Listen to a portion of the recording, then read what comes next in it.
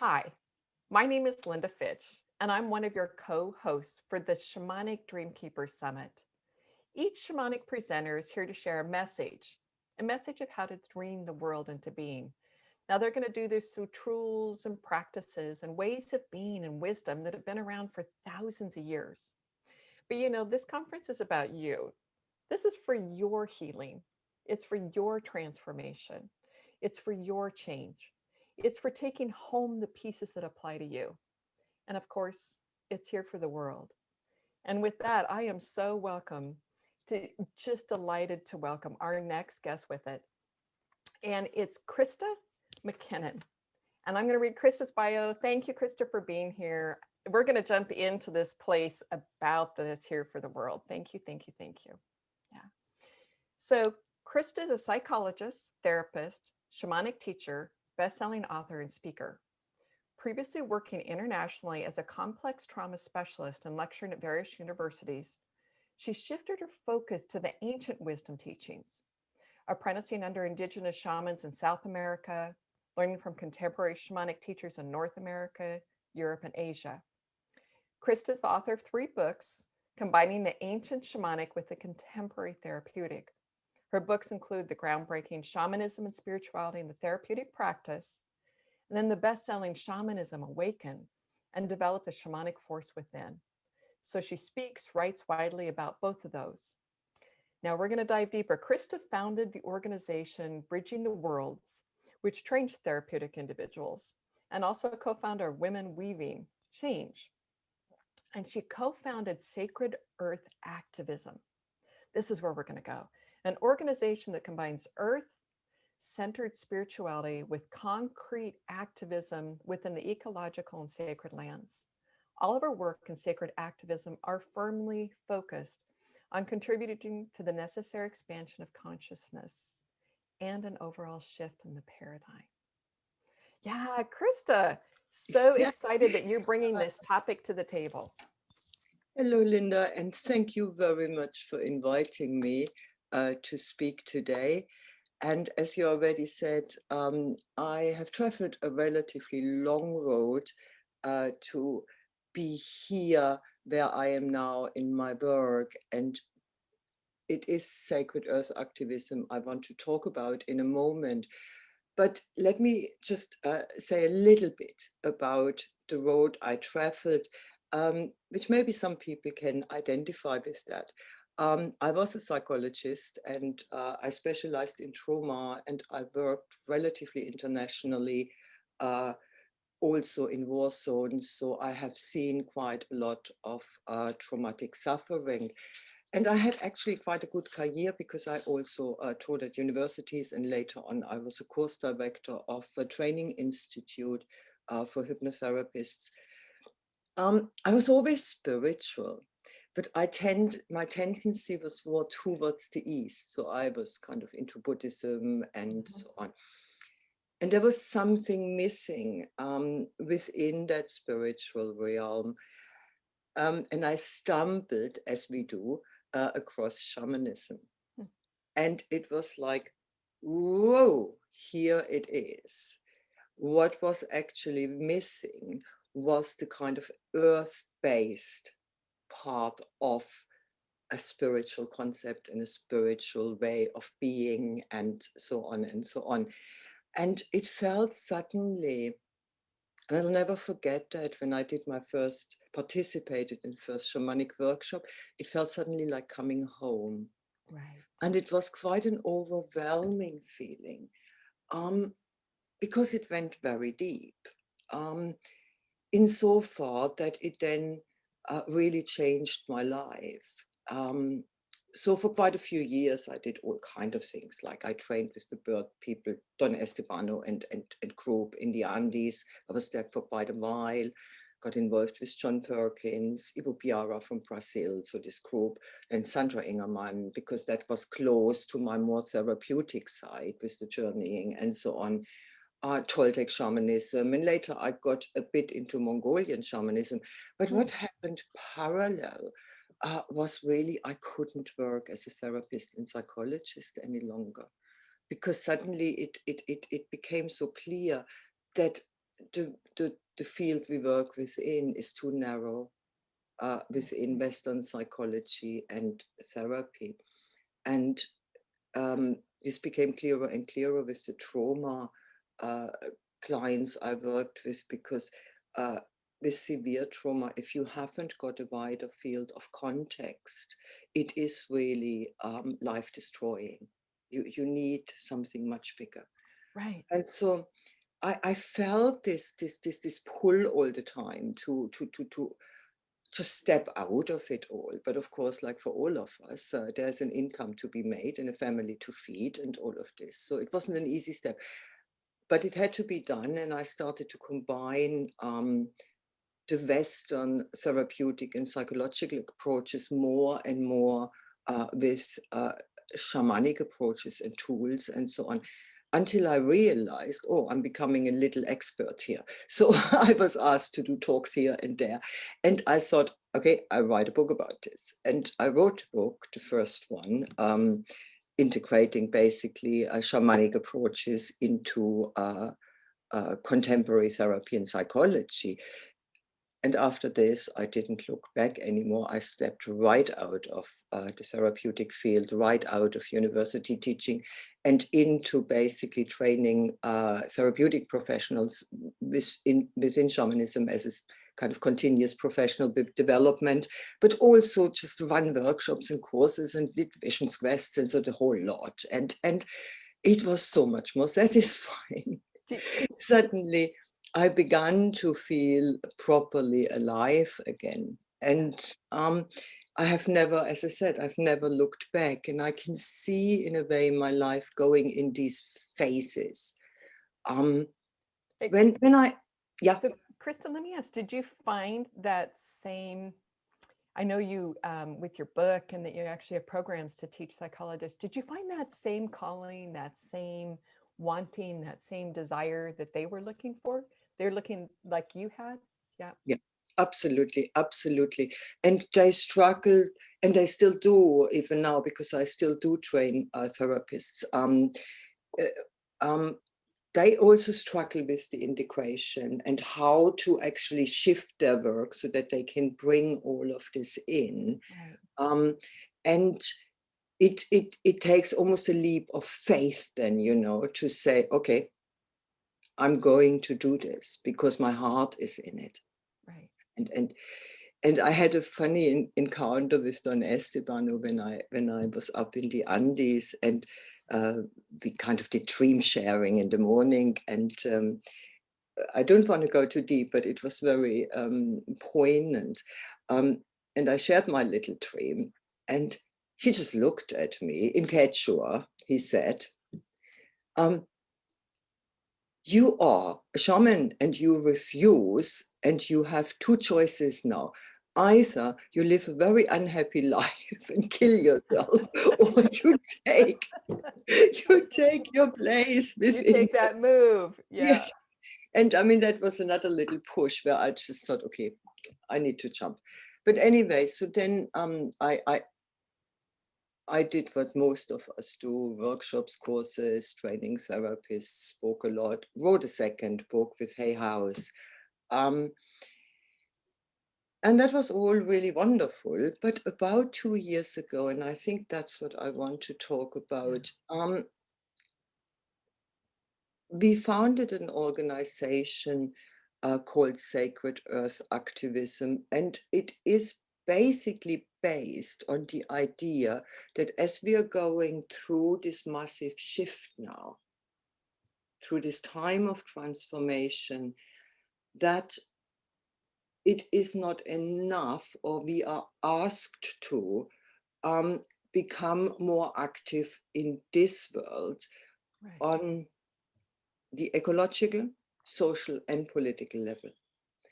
And I founded this together with Jonathan Weeks, who is also has worked in shamanism for a long, long time.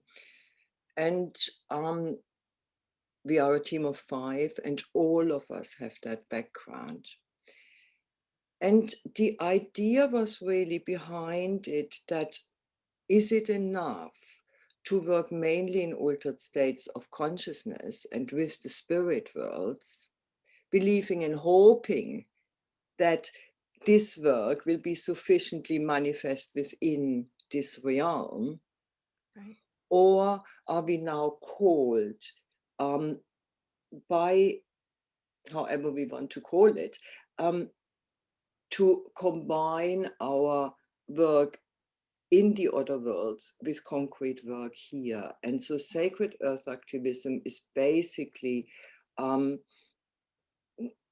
based on this idea which Van Jones and also, of course, Andre Harvey put so nicely, saying it is in the convergence of spiritual people becoming active and active people becoming spiritual that the hope of humanity now rests. And for us, that felt very true. I really believe that we need to, and I hope this will inspire some of you to look into this a bit deeper. I really believe that we need a shift of paradigm. So everything needs to shift. We need to shift if we want to survive as humans, and if we want to have, in a way, fulfilled lives and lives with meaning. But we also, and for that, we need a shift or an expansion of consciousness. So, And those two together, in a way, have to come into our activism. So having 100,000 people on a demonstration could just produce the same old, if there is not a shift or an expansion of consciousness involved. So the angle is basically to try to bring an earth-centered spirituality into movements, initiatives, resistance movements as well, and so on. So this is what sacred earth activism, in a way, is about. And I wanted to talk a bit about what we have done and where we are going with it. so I want to go back to your quote. I just want that. So it's that, and let me see if I say it right. So it's those that are walking a spiritual path to bring that into action. Yeah. And those that are walking this path of activism to add spirit. Yeah. To add spirit. So that converges. And Yeah. really the shaman's role maybe is in both places, to not only become active, but to help these guys connect with spirit, to help those that are active but are called to that spiritual to come in. That convergence. Am I getting it right? Absolutely, completely. Okay. And if I said that before, maybe if I look back when I wrote my first book, which is heavily referenced because I wanted to get into this psychological field, 262 references, heavily researched all of this. The second one isn't. I researched the role of the shaman in traditional indigenous communities quite thoroughly. And the role of the shaman was always to, in the first place, to serve the community, always. It is one of the big differences between spirituality, which reaches for enlightenment, whatever that is, or however we want to call it, and a spirituality which is earth-based, dependent on nature and within a community. And indigenous shamans of old see themselves as the bridge, in a way, as you know, between the spirit worlds and this world. And they keep the community in alignment with the wishes of spirit. And for that, they are actually quite active. And what we see lately, and that was very inspiring to us, is that this is happening again in indigenous communities. We're looking at South America. South American elders are hugely active politically right now. They're demanding their water rights back, they're demanding lands back, they're demanding full human rights. They see themselves as earth protectors. And we see the same in North America. I mean, Standing Rock is the classical example where we had an absolute combination of the earth-centered spiritual and activism. And I think Standing Rock is kind of the flagship here for many people who are now combining the activism with earth-centered spirituality. Because what I did in Standing Rock is quite amazing. The camps were absolutely held by elders and by medicine people, men and women. There was a constant fire burning. When the people came back from the confrontations which happened with police, they came back to the fire. There was a ceremony going on. They were encouraged to kind of let go the feelings they experience, give it up to spirit. And also the actions were envisaged. So there was, and we are doing something quite similar. Before we do anything, we always envisage, we always ask spirit, we always try to understand what does that realm want from us. Right. And that's quite important. So it is an interplay between, and we are currently very active at sacred sites because, like all over the world, sacred sites are very much dishonored. As you know, they are used. I mean, it's horrendous what's happening in Australia with the sacred sites. Now, this is mining, from mining to extraction of all kind of minerals, where they destroy miles and miles of old Aboriginal paintings and the song lines. And the same happens, of course, in the USA, and the same is happening here at the moment with Stonehenge. There's a big infrastructure project, which Stonehenge is our Europe's most famous and oldest site. There's an infrastructure project planned, which basically gives you 15 minutes of shorter time to get through that area of Stonehenge, but it will desecrate the whole area. Burial mounds are already being excavated. Our ancestors will basically, to put it brutally, be put into boxes and end up somewhere in, not even a museum, you know, a warehouse. So we are doing a lot with Stonehenge, and that's an example how sacred earth activism works in a way.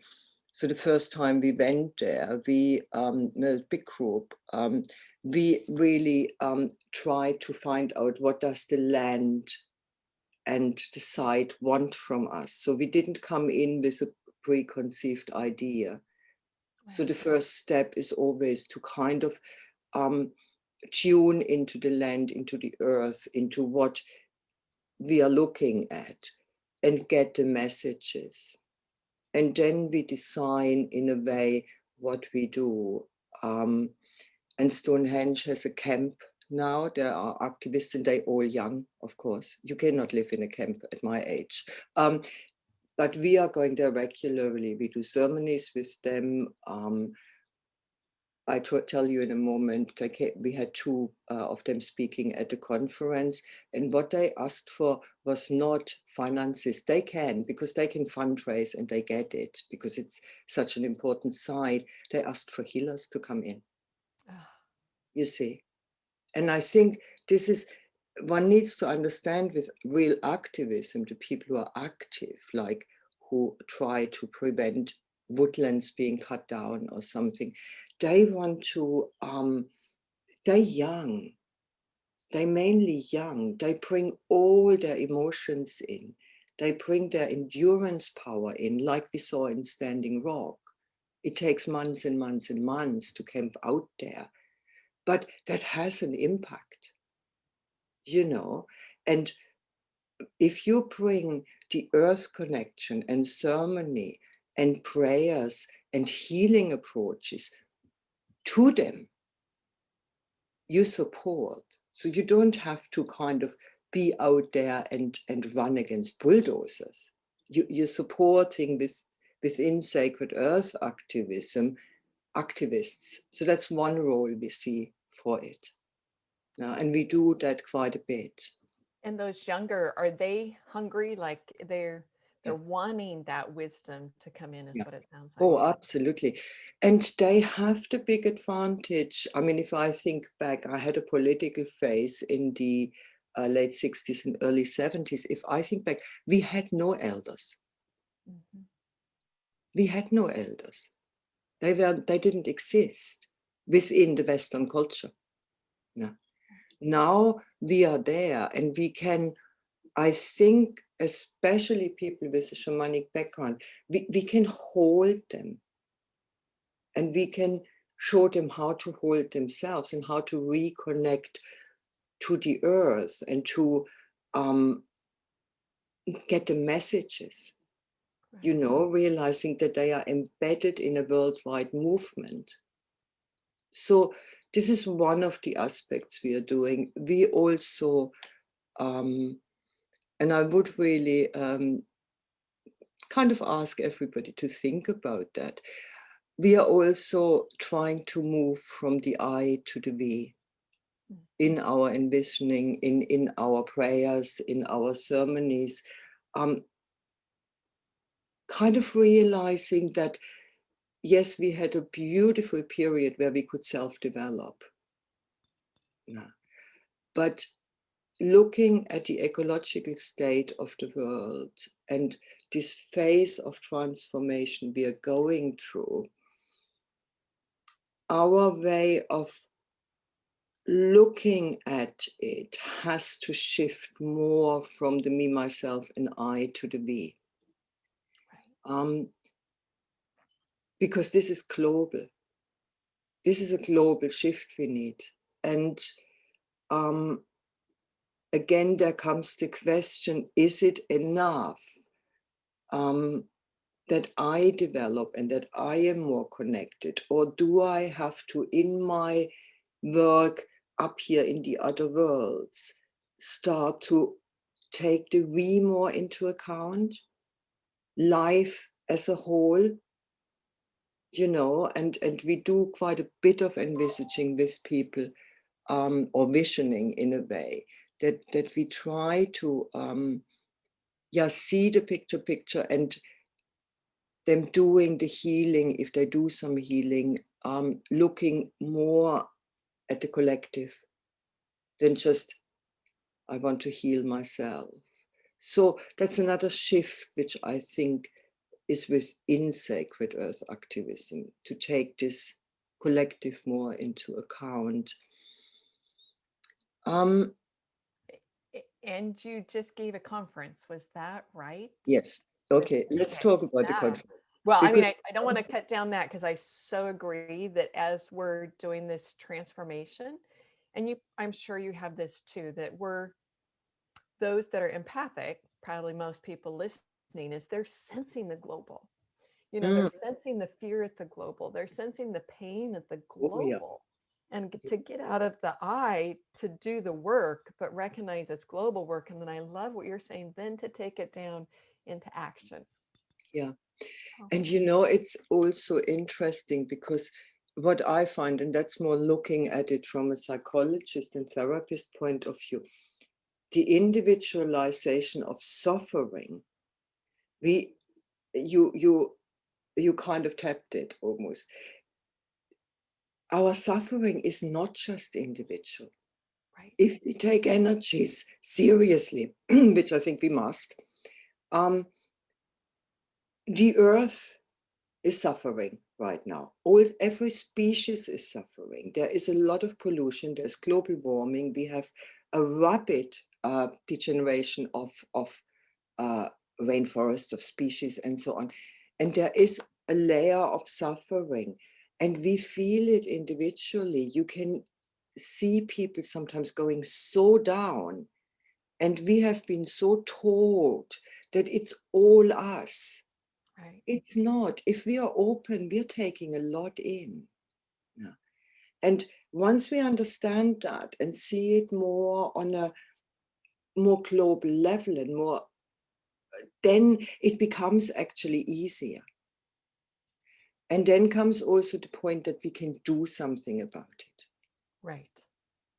So, and it's now coming back to the conference. So what was really exciting, so we did our first conference, and here I want to, if this is interesting enough for you all, I want to tell you a bit what actually different shamans, shamanic practitioners, medicine people, but also activists said. So we did our first conference and we structured it in a certain way. We were very, very conscious what we wanted to do. And yes, we did a visioning beforehand and tried to hear what we should do. And what we felt was to bring together shamanic teachers, earth wisdom teachers from different, and elders from different parts of the world with activists. So with people who are on the ground, and we had somebody from Standing Rock there, and as an activist, we had somebody there from HS2, which is a massive movement in the UK at the moment. It's an infrastructure project which will cut down 102 woodlands to build a high-speed trail link, which also will save about 20 minutes in a journey from London to Birmingham. So it's a horrendous project. And there's a lot of activism going on. So we had somebody from there. And then we had a young woman here who with us who was very involved in Extinction Rebellion. She was one of the organizers. So these were the activists and the major activists from the Stonehenge camp. And we brought them together with people like Pat McCabe, which we all know, Jim Petruzzi and the Standing Rock people, Bruce Shillingsworth, the water activist from and elder, an Aboriginal elder from Australia, Elizabeth Jenkins, you might know her from Hawaii, and who else was there? Itzhak Beery, of course, and so on. And it was really interesting. As the conference was called Sacred Earth Activism, Co-Creating the Emerging World, a conference for visionary activists and medicine teachers or something like this, forgotten almost, it was only last weekend. All the wisdom, or the shamanic teachers focused in on this idea of activism. And I was absolutely astonished. Elizabeth Jenkins was fantastic. She told 2 amazing stories how they do spiritual activism in Hawaii. So what I did, and I think that's interesting, maybe just to see how it connects, they wanted to build a massive hotel development in one of their sacred beaches. And the local population said no, no, no, no, no. And what they did was they prayed and they prayed and they prayed. They did ceremony, they prayed, more praying, more ceremony, and the volcano erupted and the whole beach was done with ashes. And so the hotel corporation wasn't interesting anymore. But then, this is a really interesting story, but then right on the side of that development, they had planned something else, and that wasn't affected by the ashes. So the elders of the tribe sat down in front of the bulldozers and they couldn't move them. And they sat there and they sat there and they sat her, and all the others were behind. The whole tribe, together with Elizabeth, she was heavily involved. And she said they just couldn't do it. They could not carry these elders away. It would have made too bad press. Right. And I think this is a beautiful combination, that story, isn't it, of how you bring in the shamanic, the ceremony and the prayers, together with concrete action, you know, and say, okay, bulldozers are still here, let's sit down. And the elders did it. And I see that in South America and here too. I mean, we see us elders as the ones who, they haven't that much to lose. You know, if I do that, what do I have to lose? I don't need a job anymore. I don't bring up children any longer. I can do that. And that's how it's seen there in Hawaii. It's the elders who, so her stories were fab. And then Itzhak was really good because he reminded us very strongly that the shaman was always serving the community. And that everything else for the shaman comes second. It's the community which counts. Of course, communities are different now. So we need to, but this is just for a bit of inspiration. And then Pat McGabe was amazing. And that's, I think, what we are trying to do at Sacred Earth Activism. Do not forget to tune into Earth. It is not about what we think needs to be done. It is about the first step is the tuning in and the visioning. And she was really on par with Bruce Shillingsworth from Australia. If you don't know him, look him up, guys. He's amazing. He's a real Aboriginal elder and he knows what he's doing, who is a water protector. And he said exactly the same. He said, if we tune in now into the earth, we will get so many messages because the earth wants us to get active and it is supporting us. And of course, he brought everything from COVID to what's going on with climate. The earth is saying to us, do something. And when we tune into the land and into the earth, we will hear the messages and then we can construct what we're actually doing. So that was Pat and Bruce. And I love that, Krista, because it is that same thing. It's the ones, I mean, the shamans are the ones that know how. Yeah. You know, it's to take that wisdom of how and bring it in, and then to teach the activists on the how, back to that Exactly. convergence. Yeah.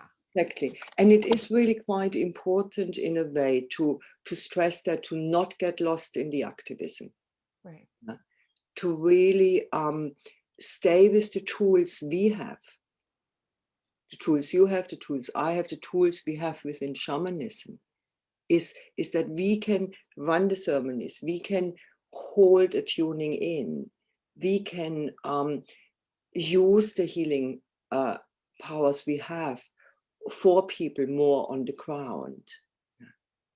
And that's, I think that combination is more than ever needed. I really feel that we need to kind of ask ourselves, where can we, you know, start combining that. Another thing about the conference, which was interesting, which was of course Pat McGabe, who stressed the importance of women in what is going on now. Say more. Say more. I know. Itzhak, funnily enough, did as well. He's but Pat thought that women need to stand in the authority of earth, and she really used the word, women have the authority to speak on behalf of life and earth. And again, she was very clear that we need to tune into earth right now more than ever. That the whole idea of going up is not right for our time, because our time is about now, about in a way shifting something on how we live here, how we treat all of life. Yeah. So she stressed it, and she said women, and it is only women who have the authority to speak there. And she brought it as a concept from the idea of that it is about the thriving of life. And now she became a bit biological. That women, of course, from a biological point of view, Right. are exactly geared up for that. No? We are the life bearers and the life nurturers. But she stressed very much that we must tune in, and we see that as a big part of sacred earth activism, of actually showing people how to tune in into earth and into these forces in a way. So the other person which I wanted to mention, just coming, yes, Bruce Shillingsworth, he basically said, the earth is helping us in so many ways if only we listen. Mm. And I found that really quite profound. And if we listen, he said, we can do nothing else than rise up. We cannot just sit there any longer. We must become active. All of this, and I really don't want to be misunderstood here, all of this does not mean we shouldn't do the work we do anyway. Right. Right. If you know what I mean. It's not just this, it is this, but this is coming in now, and I think it's coming in more and more for many of us. Now, the activists work was quite interesting because we had one person there, Nicola Peel. She is quite well known. She won an UN award for her work in Ecuador with water and woods and all kind of things. You know, one project after another. She was there for 20 years. And she worked with a lot of Ecuadorian elders and wisdom keepers while she did the projects. And she said she learned so much because they brought in the shamanic. Mm-hmm. You know, it's not just about the water project. It's not just about this. It's about something much bigger. It's about how we create a thriving of life for everybody and for every species. And she thought they really got it. And reminded her sometimes that she kind of shouldn't just be active and do this and this, but need to come down and remember what we are actually doing it for. Yeah. So the activists themselves are amazing people, and there is no way around it. I mean, if you are in camps or if you organize big, like Extinction Rebellion does. But I found it really interesting that all the activists we worked with so far are incredibly keen, is the word which comes to me, even it's a funny word, really want us to be there. They want that dimension, you know. Yeah. And Krista, I love your story around Standing Rock. It just keeps coming back up that it's, the whatever the confrontation that happens or the emotions that come from that, Yeah, how then when they come back to go to ceremony and give it to the fire. absolutely. So then they can be that clear vessel to hold that bigger picture of what Yeah, they're there for instead of holding the yeah, anger, but they're committed to that absolutely. action piece. Yeah. Exactly, exactly. And I think moving to the point where our action comes from the heart and the soul, you know, we need in a way ways and means to deal with the emotions which these kind of actions bring up, like anger, rage, the frustration, you know. I mean, Standing Rock, they were confronted with masses of police. The frustration is massive, no? Right. Because you feel you're hammering against the wall here, no? And a big force. But they held it beautifully because there was no violence, because it was just so held. No? And they, as you said, they could go somewhere with these feelings afterwards and let them go and burn them in the fire. And one of our activists who was there, she's a young person, she's only 30. I work with her quite a lot. We're organizing Woman Fest together here. There's a group of 8 of us in summer. And she has this infinite energy. And she was at Standing Rock. She's only 30. And she said she was just standing there crying her eyes out how beautifully it was done. And we're looking there at shamanism in a way, don't we? We're looking at all the tools we have to bring in. So in a way, it is quite inspiring, or we felt at the conference, it was incredibly inspiring to see how different teachers see it and how we can start to combine it. And maybe individually just ask ourselves, so what is this time actually asking us to do?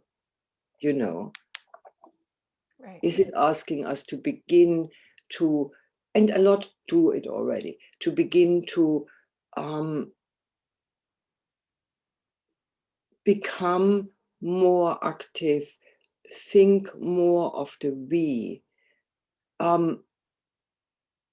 tune in much more into the earth again, because that's where it will happen. There is an idea that there are prophecies and stuff out there and it will happen by itself. I don't believe that. I think we are powerful co-creators. Right. And we can create something that will take another 300 years till we finally go in the right direction. Right. You know, I think we have influence. And co-creating, as you know, Linda, it's creating with spirit. So we need to find out what spirit wants from us. And at the moment, a lot of teachers seem to say, which was the astonishing thing at the conference, astonishing outcome, seem to say, go for it. You know, we need to become more active. So I think if we look at what the remit of this conference, this beautiful conference you're putting on, or summit,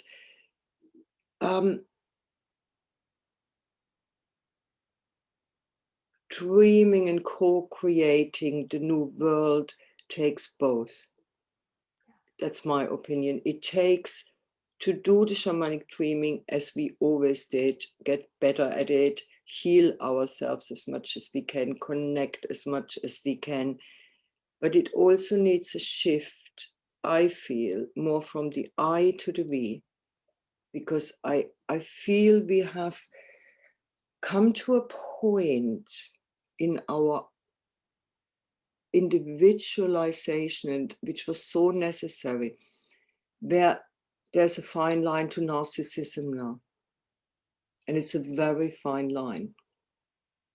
That some of this me, myself, and I is turning a bit into narcissism.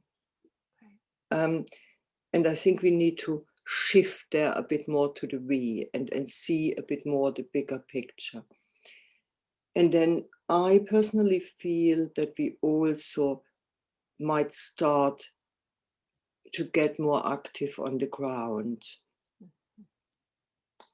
Now, of course, we have loads of initiatives which do that already. You know, the whole permaculture, it must be the same in the US, isn't it? Yeah, no.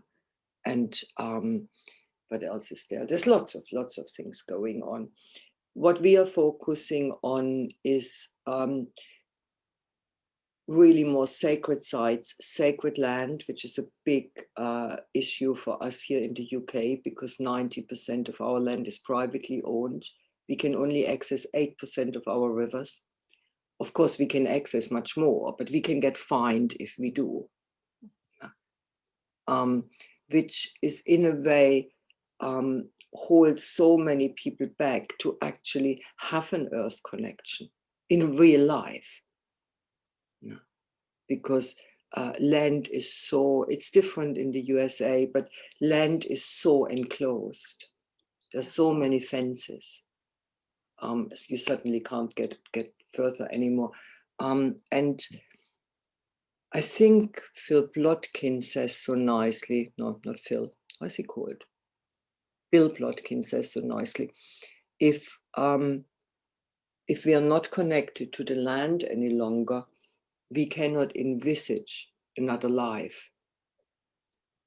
It's really interesting because he holds these wilderness camps, and he said people who live in big cities since childhood and forever cannot imagine another life than going to work from 8 to 5, coming home, watching TV, eating something, going to bed, and then bring up children. And while if you are out in the wild, you suddenly begin to envisage that you can lead a different life, and it's calling you. So I think the more land is restricted, the more difficult it is to envisage a different life. So we need to come back to that idea of that the land is ours, this earth is ours. It should be. Yeah. So this is another area where we are quite active. There's a big movement here trying to get more rivers and land back into public hands for that reason. Not because we against private land ownership, but because the access is so important for people. And that makes sense. So before we step too far off, so Krista, so then it's the place as you finish that conference, knowing there's probably quite a few shamans listening. So in that meditation or that time of connecting with spirit, to then connect with the land and ask is that how you would say it? Like what they can do now? How to take that into action? So that vision in that action. Yes, it is quite important to understand that. Thank you for asking that. So when coming back to the conference, we opened it with a big earth ceremony, almost for an hour, 3/4 of an hour, going really quite deep and connecting with the different layers, and then connecting with Stonehenge, because the conference was in aid of fundraising for the Stonehenge big alliance, because we're bringing a court case at the moment as well, because it's a World Heritage Site. So all of this costs a lot. So we did a big connection ceremony at the beginning, and then we had Pat McCabe at the end, who of course did that at the end as well. So we reconnected and we sent a prayer out, which Pat did for us. And I think this is really important. What everybody can do is really to begin to connect with the land and the earth, and to ask that question, what do you actually want us to do? What work do you want us to do? It will come. It comes individually. Not everybody needs to run in the streets, and not everybody, that's not the point. The point is to kind of take into account that we need to act. So the first step is to connect. Absolutely, absolutely. And the second step is in a way to envisage, create it up there, as we are so good at. We're good at that, aren't we? That's what we do. That's what we can do. We can create in those realms. Yeah. And then bring it down and take it into concrete action. And then don't forget to say thank you at the end. And then to think community instead of the I, to think then, what is my place, spiritual leadership, whatever it is, what is my place in the community? Exactly. And I think that is important, because we are forming, in a way, communities all the time, and we need them. And the community is not anymore the small tribe. We need to let go of that idea that we can ever go back there. We won't. But we need to form communities for ourselves. And that community is the small community. And then we widen it and we say, okay, this community is embedded, God knows, within a country, And then that kind of is embedded within the community of the world. And then humans are embedded within the community of all of life, because it's so interwoven and interconnected. And this is the big community we're going to need to look after now and become active. That's kind of the idea. Nice. I also feel that, you know, with activism itself, to bring the joy back into it. Extinction Rebellion here is quite a beautiful example. I mean, their opening is always a big ceremony. They always do drumming. We were in there with drumming groups of 60, 70 people. People were dancing, you know, and just have that joy and say, this is not all extremely serious stuff. The opposite is the case. We're trying, and Sacred Earth Activism tries to do that. We're trying to live within the activism a kind of, you know, way of life we envisage. So Extinction Rebellion, for example, has communal cooking. And no matter which street corner you get to when they do a big action, there will be a cooking tent and you can have food. And this is the same with ceremonies. There's a ceremonial space which is held, and people come in and they come out and they go in and they go out, but they have that space where they can go to. And this is within a massive ecological political action with 20, 30,000 people, but it is very much trying to, yeah, almost like Standing Rock did, you know, trying to show that we are living here also as a community during that action. Right. And then we go home and have a lot of sleep afterwards. But it's, and the shamanic community in Extinction Rebellion is quite big, actually, especially bringing in the drummings and the ceremonies. It's that convergence place, It is. you know, that convergence of it and the healing that's Yeah. possible. And if there isn't anything with the earth, it is what we're envisioning is that joy and that dance and the Yeah, sound of it the is. earth. And It yeah. is. You know, when I wrote my first book, that might be an interesting quote. I came across a book by somebody called Erin Wright, and I had never heard of her before. And there was, I only read the introduction, but there was one sentence in the introduction which really struck me. She was talking, I looked into what happened when the early missionaries, you know, and the conquerors came to South America and what they did within the indigenous communities. And of course, mainly to the shamans, you know, and the people who they saw as devil worshippers and all of this. So I looked into this. And she had a great sentence there. She said, they wiped out ecstasy. And I thought that was amazing because she said, and they wiped it out all over the world. And that was quite hard hitting.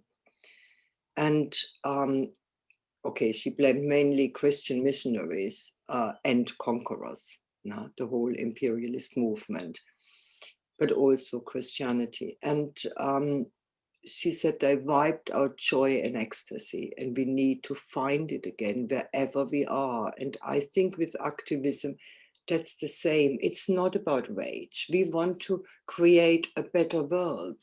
We want a shift of consciousness. So we need to connect to earth and sky. We need that connection. We need that expansion. We need to bring it down into activism, and we need to try to do it as joyful as we can. Right. It's not always easy. And that's on the other side of the healing is all that joy. Right. It is, isn't it? Yeah. And there's this feeling of, wow, life is amazing. Oh, it's amazing. Yeah. Isn't it amazing? And with that connection into the earth, that oneness that shamans work from. Right. Yeah, absolutely. It is absolutely amazing. I mean, what a gift that we are here, you know, alive on this incredibly beautiful planet. So take it into action, to take that yes, into action. exactly. And I think sacred earth activism in a way includes that we try to bring some joyful action in, you know, to have these drumming circles, to have the dancing, to make our ceremonies joyful, and to connect to, we are alive. We are not born to sit at home in front of a TV. We have a world which is in transformation right now. There are energetically two forces at work. The ones who want to move all of this forward, and the ones who want to hold it back and do not want to let go of the power they have through the system working as the system works right now. And if we can't bring joy into that, what are we doing it for? Right. No, Well, we want that ecstasy back.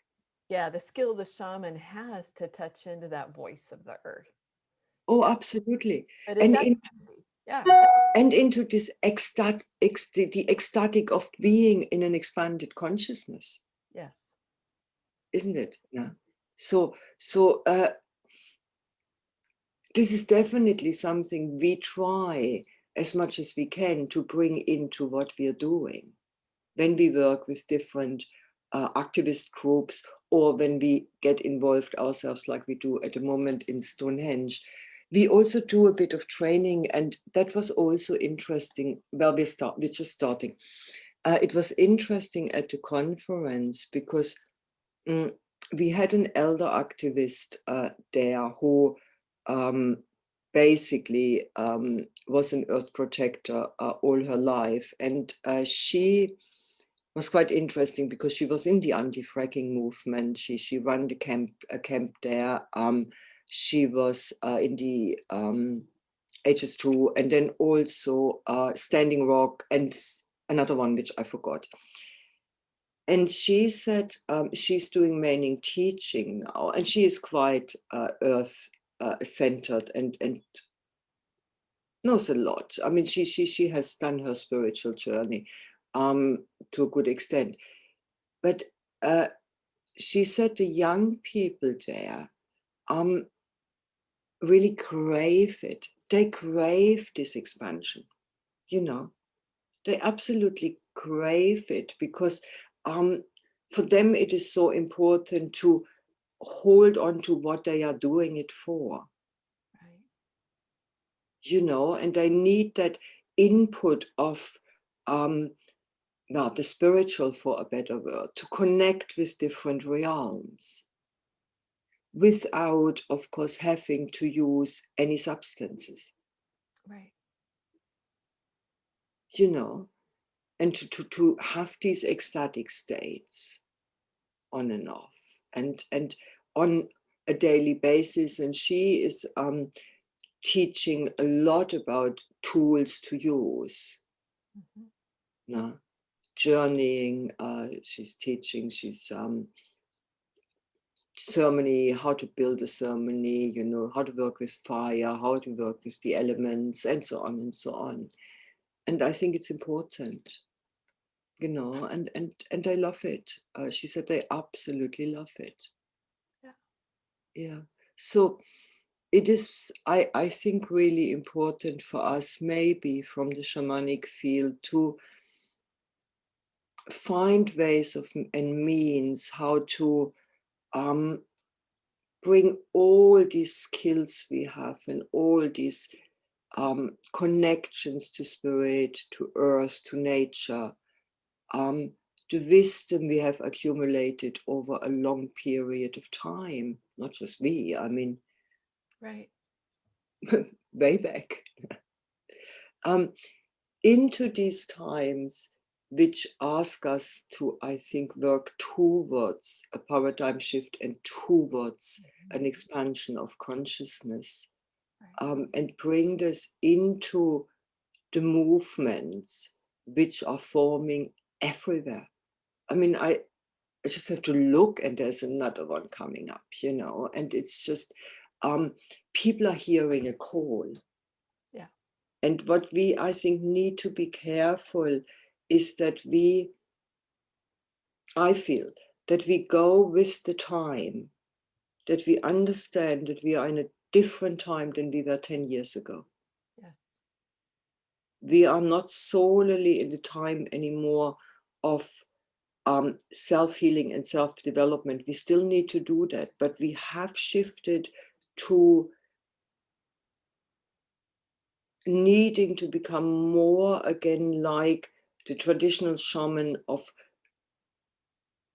serving the community and hearing that call.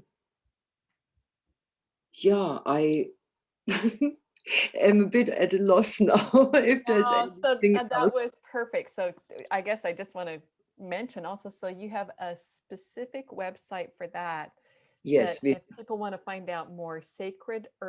Yes, sacredearthactivism.org. Yeah. it's sacredearthactivism.org, and we do work with we are starting quite profoundly to work with American groups now. We work with Unity Earth. We also work together now with, we will be at our next conference. We also work with Standing Rock.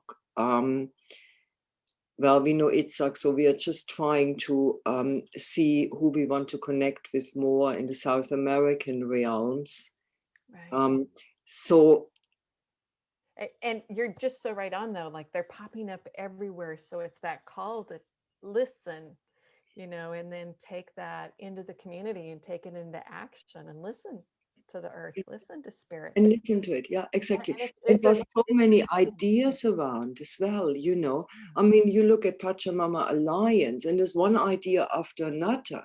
We can Right. just take these ideas, look at them, and bring them into where we are. Right. But we must, I feel, we must really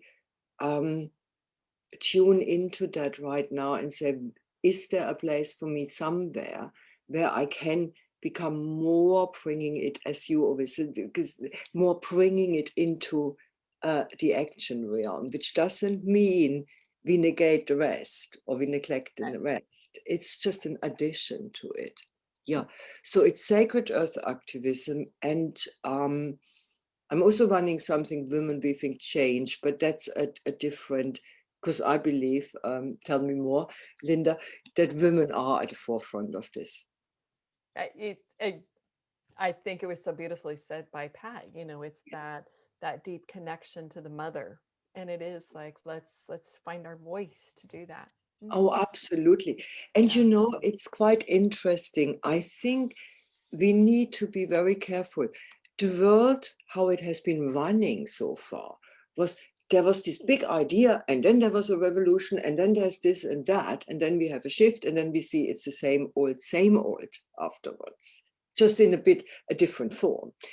I feel what's happening right now is so exciting, because I feel we are weaving a web. Mhm.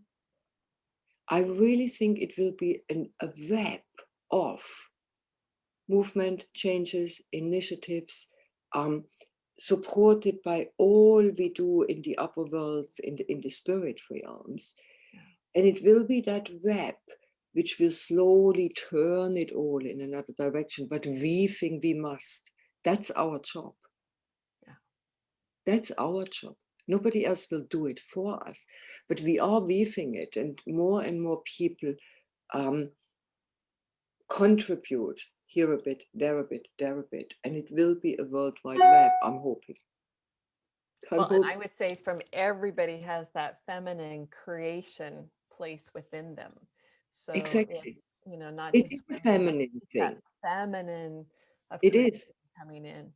Yeah. It absolutely is. It is not. If we wait for the big idea, which is a masculine concept, here's the big idea, and then hierarchically we go down, it won't come. Yeah. It is a weave. And that's why I feel the feminine is very important, isn't it? Yeah. Because this is how we tick, in a way. This is how we weave us, Yeah. and it's happening. So I'm excited about this, you know. I really think, and the shamanic community on a huge scale has a big part to play, because we are the earth-centered and earth-connected people. Yeah. This is our role. And I agree with Pat. Now is the time to listen. And with Bruce Shillingsworth from Australia, now is the time to re-listen, to think, yes, let's listen again. What does she want from us right now? And this is beautiful.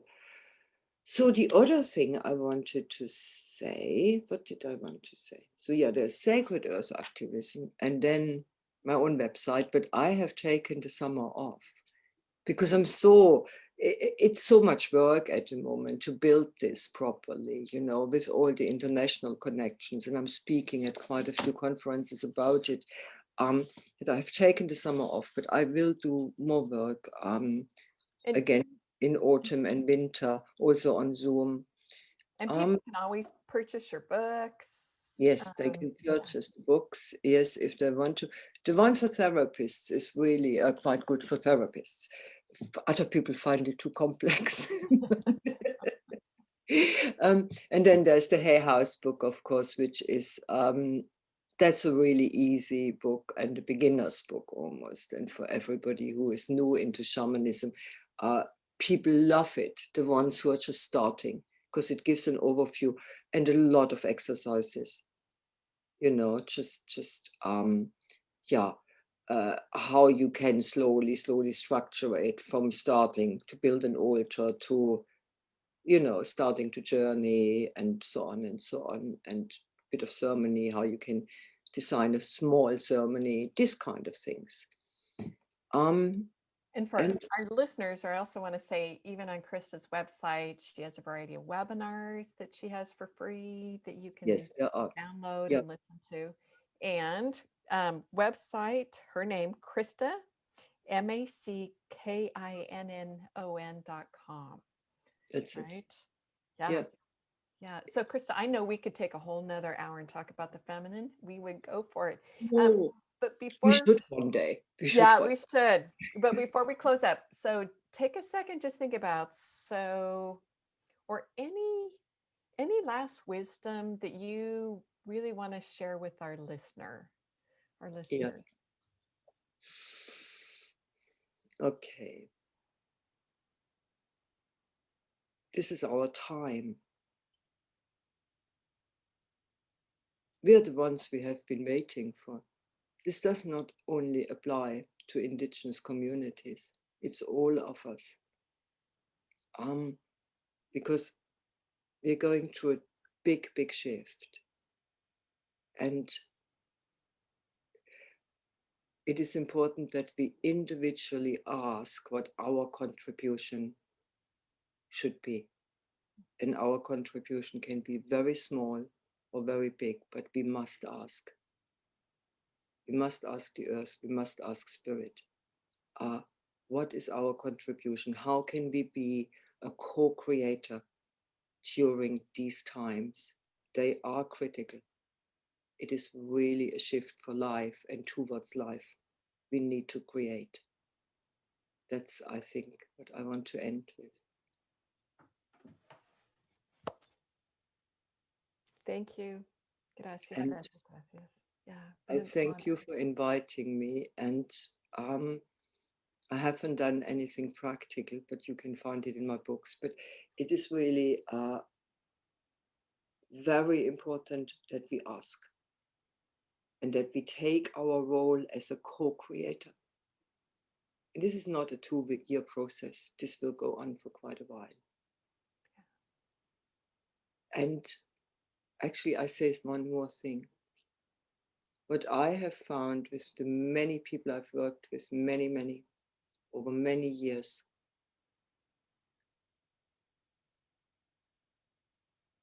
you need to take your power. We are co-creators, and that will save you from going down the depression route, from going down the route of hopelessness, the road of despair, you know. Once you become a proper co-creator of a reality and know your individual place, what you can contribute, then it's so much more difficult for anything to get you down, because you know that you are part of that web. And that's it. Thank you, Linda. Beautiful, beautiful, beautiful. Thank you, Krista.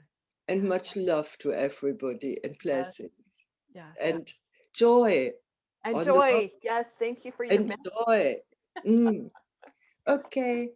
All right, so hang on just a second. Let me just hit the stop.